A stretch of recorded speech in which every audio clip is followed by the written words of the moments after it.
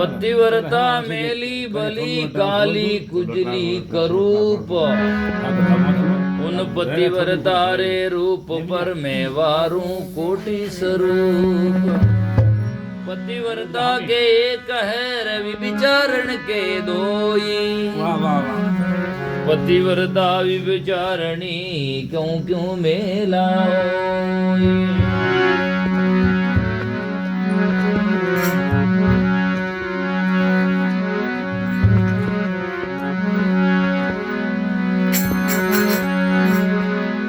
जीवत खोजे जीवत बूझे जीवत होई ब्रह्मनासा के कबीर मुगत तुम हो वो जीवत ही धर्मदासा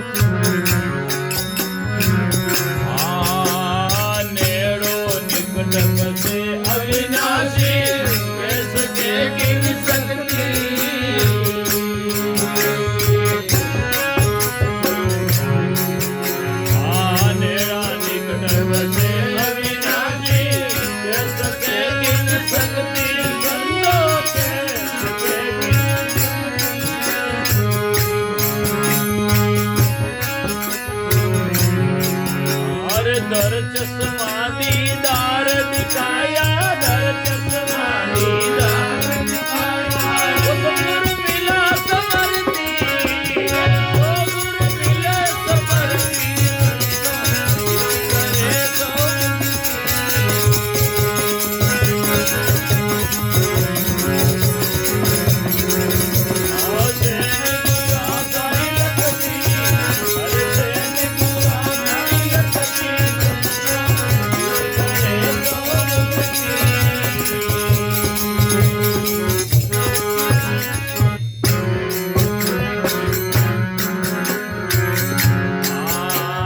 पापुर पुण्य दोनों नहीं पहुंचे, कभी पहुंच नहीं सकती।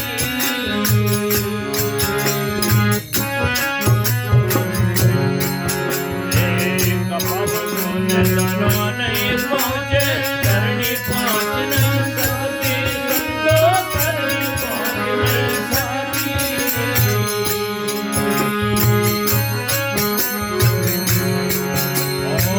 कह दियारी देश दीवाना, कह दियारी देश दीवाना, जड़ी सूरत अलमासी, जड़ी सूरत अलमासी,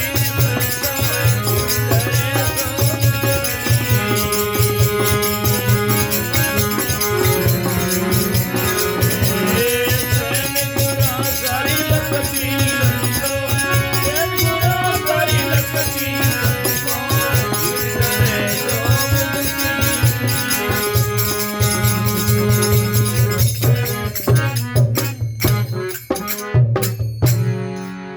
बोलो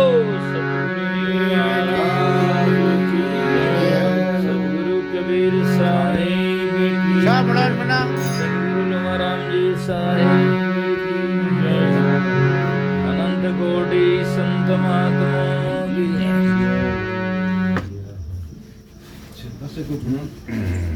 ऐसे सजना संत महापुरुष कहते हैं। पहुंच गए।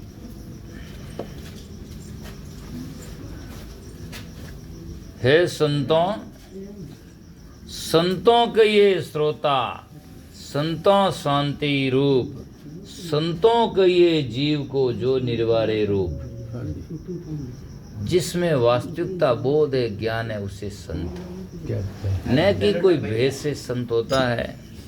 संत रस से होता है, भेद से नहीं होता। इसीलिए कहा गया संतों भक्ति वेग से न्यारी, भक्ति भेद से न्यारी। तो संत महापुरुष कहते हैं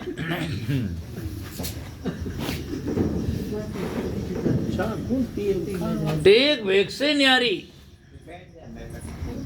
तो सजना संत महापुरुष कहते हैं संतों जीवित करे सो मुक्ति। एक बात ही समझ में आ जाए तो बहुत है। आदमी पढ़ाई करता जिंदगी करता है, लड़ाई करता है जिंदगी करता है, केस झगड़ता है जिंदगी करता है, खाना खाता है जिंदगी करता है, जो भी करता है जिंदगी करता है, मुक्ति मरने के बाद में करता है।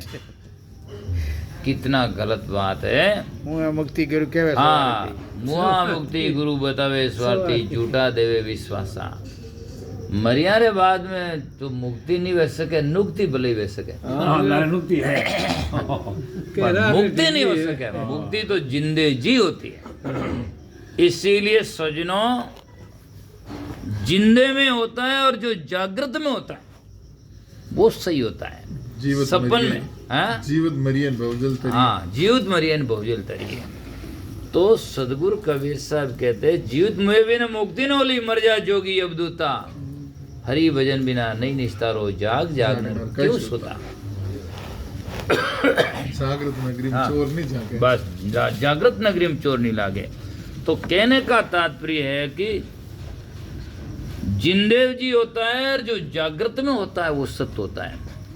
यदि सपन में आदमी धनी बन गया है तो जागृत में कुछ नहीं, और जागृत में है तो वो है।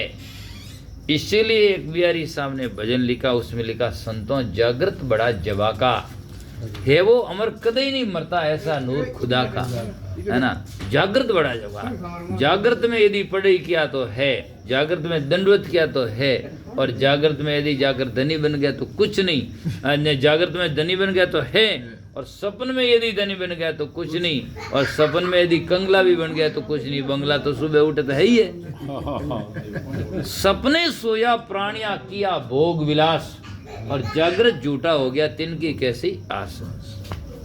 सपन जागृत का भास होता है, और सुसुप्ति में जाकर के सजना बिल्कुल भास नहीं होता, बिल्कुल आभास होता ही नहीं है। तो इसीलिए फिर भी चेतन चेतन होता है। सुसुप्ति में जब आदमी गहरी नींद में सो जाता है, बाकी सब होश खो जाता है, लेकिन जब उठता है तो कहता है ओहो बहुत आराम से सोया, गहरी नींद से सोया। तो इसका भास करने वाला कौन हुआ? इसका भास करने वाला चेतन, वो उस टाइम में भी बाकी नहीं जानता, पर जिसका जो सुख से सोया उसका आनंद वो उस टाइम में भी जानता है। इसीलिए कबीर साहब कहते हैं पेटा है गढ़ भीतरे, बेटा है सचेत, जब जैसी बुद्धि चाहता तब तैसी मति देत। इतना सचेत है उससे, इसलिए चेतन कहते हैं। क्यों कि जीव का गुण चेतन का चेतना गुण है, और गुण हमेशा गुणी में रहता है, कभी न्यारा नहीं हो सकता। गुण और गुणी अभिन्न होते हैं। जैसे 50 आदमी सो रहे, सबके कान खुले, और एक आदमी ने आकर आवाज दी सा नैन जी, तो सबके कोना में आवाज गई, पर सब नहीं जगेंगे। नैन जी जागे, कहीं कौन सा नींद में भी वो इतना सचेत है कि मुझे आवाज दे रहे हैं, ठीक है ना, जबकि आवाज तो सबके कोनों में गई है, लेकिन फिर भी वो जानते हैं, मन में वो जानता आवाज मुझे नहीं दे रहे। जिसके वो लगी है वो जागता है, ऐसे सचेत है। इसलिए इसे चेतन कहते हैं। ज्ञान गुण है इसका, ज्ञानाकार है। इसीलिए संतों जीवित करे सो मुक्ति, और सैन गुरुओं की लगती। गुरुओं की सैन इशारा, अर्थात उनकी सत्य बात को तुक को समझने वाला मुक्त हो सकता है, और जो नहीं जानता है गुरु की इशारा सैन नहीं जान सकता है, वो जाकर के सजना वास्तविकता बोध प्राप्त नहीं कर सकता है। तो कहते हैं विविचारी नार पिया नहीं माने। विविचारी है अर्थात जो जाकर के सजना जारों से अंश खेल करती है, वो पति की पीव की बात नहीं मानती है। ये तो एक एग्जाम्पल है, उदाहरण है। अर्थात जो गुरुमुख लोग नहीं हैं, अर्थात जाकर के अनेक इष्टों की उपासना करने वाले हैं, यत्र तत्र भटकने वाले हैं, वो भक्ति कदापि प्राप्त नहीं कर सकते।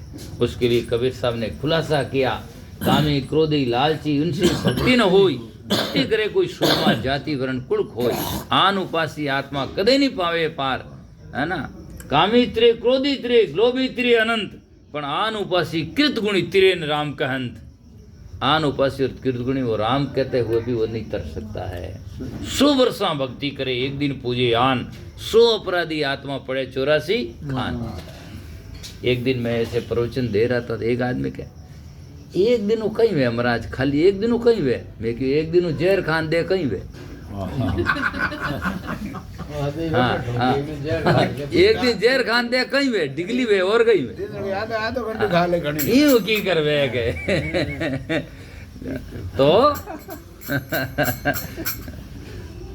तो सजना ऐसे नहीं होता है।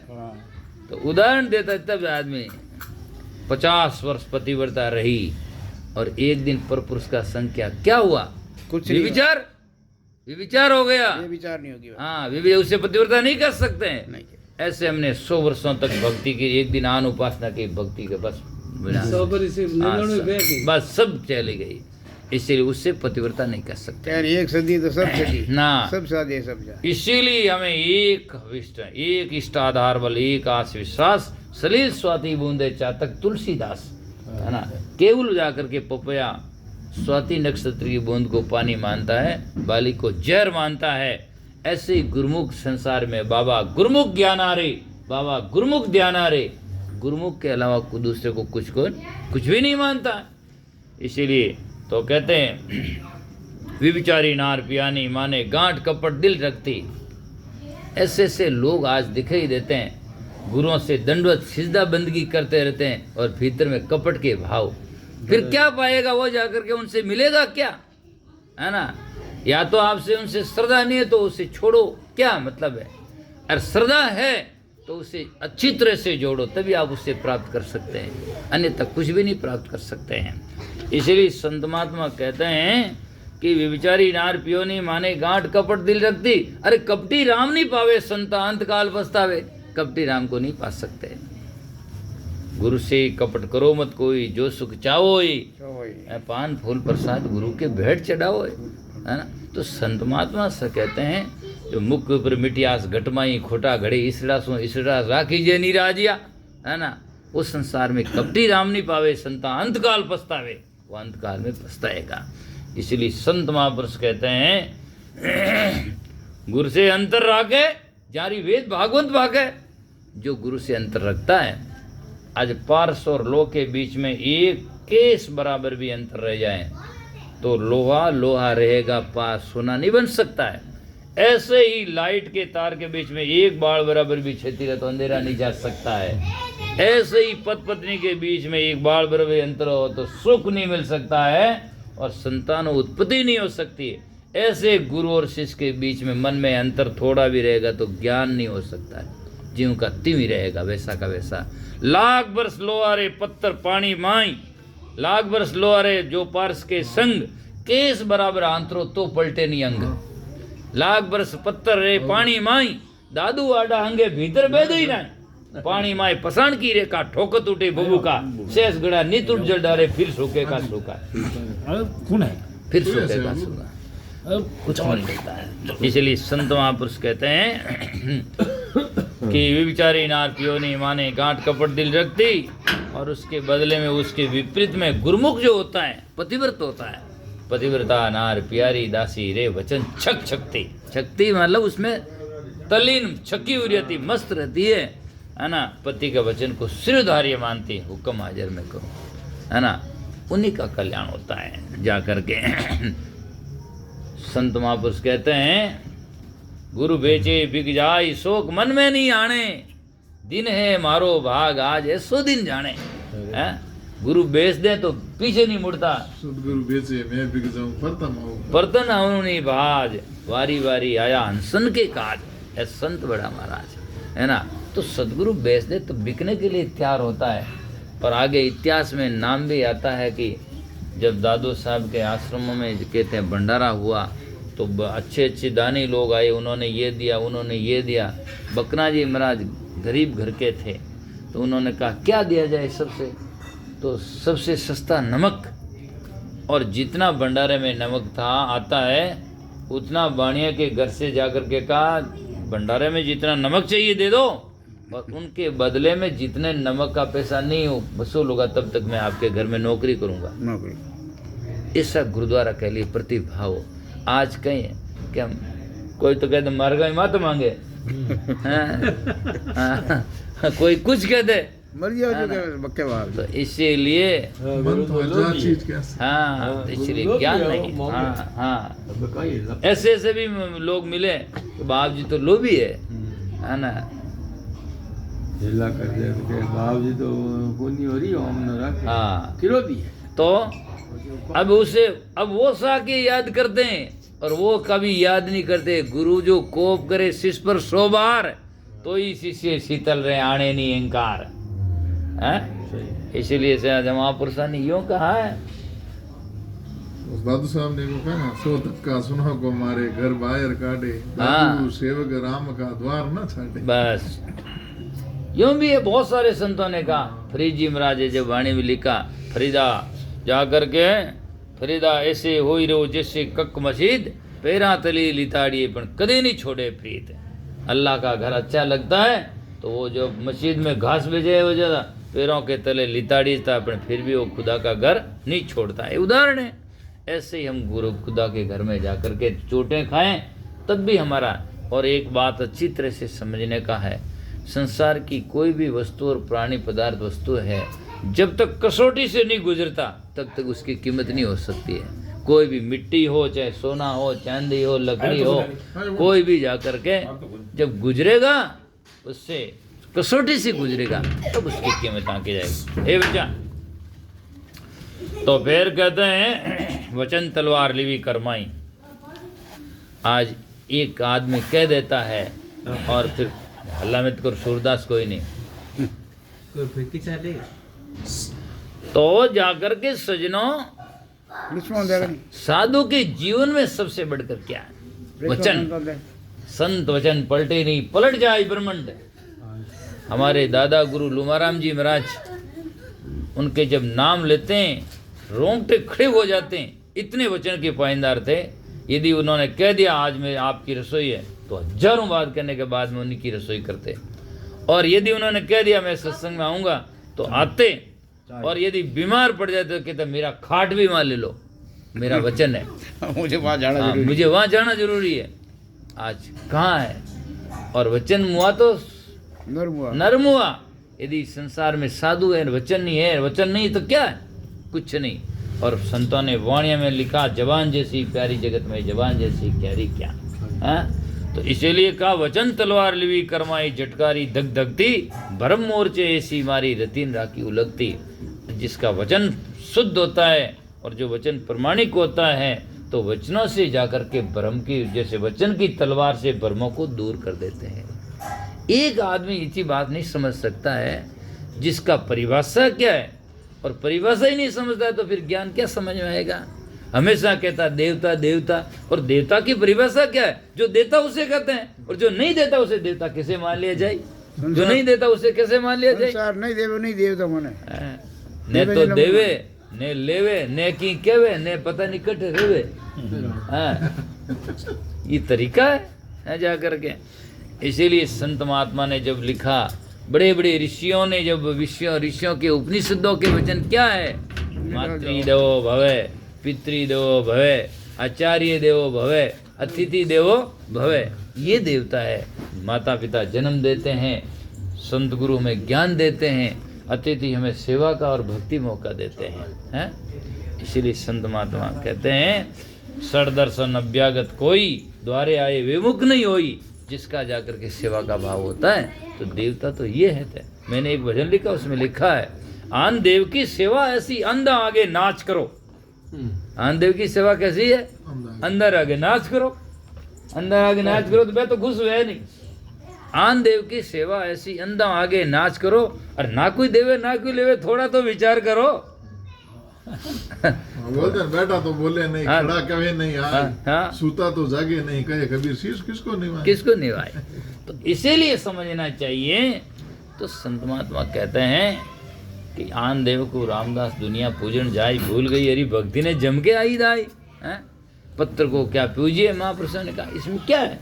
तो कहने का तात्पर्य यह है कि संत महापुरुष कहते हैं वचन तलवार लिवी करमाई, वचन से भ्रमों को दूर करना चाहिए। फिर कहते हैं ज्ञान का आलोचन लग्या घट भीतर। जब ज्ञान की आंख खुल जाएगा, गरीब सामने वाणी में लिखा, ज्ञान की आंख क्या रंग भरी, लोई निज नूरी, बाहर मिर्गा भरमिया नहीं तो नाभि में किस दूरी, है ना। जब ज्ञान की आंख नहीं खुलती है तो मिर्गा की नाभि में कस्तूरी बाहर भटकता है। ऐसे ही जब ज्ञान की आंख खुलती है तो हृदय की तरफ में इशारा करता है, अंतर्मुख हो जाता है और परमात्मा को पाया जाता है। अब हम पायो रे पायो हूँ ज्ञान, अब हम जान्यो रे हरि हमारे माई, जो बाहर को देखिए तो कुछ दूजा नाई, अब हम जान्यो रे हरि हमारे है माई, अब हम हमारे परम प्रभु अपने में पायो। ऐसे जाकर ज्ञान का आलोचन लग्या घट भीतर, जागी ज्योत बभक्ति, ज्ञान की ज्योत बभक्ति ज्यों जागी ज्योत विभक्ति, तिम्र मिटिया जब रवि प्रकाश या दुविधा गई फरती। अंधेरा खत्म हुआ तब दुविधा खत्म हो गई, कुछ भी नहीं, जाकर के प्रकाश हो गया। तो प्रकाश में सजना डर नहीं होता है, डर तो सजना जाकर के डर तो होता है अंधेरा में, अज्ञान में डर होता है। सब है तो जाने होंगे। तो अज्ञान रूपी अंधेरा, उसमें अनेक प्रकार का डर होता है, और ज्ञान जहाँ प्रकाश होता है वहाँ कोई डर नहीं होता है। तो इसीलिए महात्मा कहते हैं कि जब ज्ञान प्रकाश हो जाता है तो डर किस बात का होता है? रवि युगे ब्रह्म प्रकाश। बस रवि का मतलब है प्रकाश हो गया ज्ञान का। तो इसलिए ज्ञान बाण घट भीतर होगा, जागी ज्योत ज्ञान बाण घट भीतर उदा आके ज्योत लिव लाया। जिन कारण जग फिरे उदासी सो गढ़ भीतर पाया, गुरासा शरण आपकी आया। तो इस प्रकार से फिर कहते हैं नेड़ा निकट बसे अविनाशी। आज परमात्मा सत्य तत्व जो है जितना नजदीक है उतना कोई है ही नहीं। और बाहर से मिलने वाली चीज कोई परमात्मा यदि है और होता है तो जो मिलेगा बिछड़ जाएगा, हमेशा थोड़ी रहे।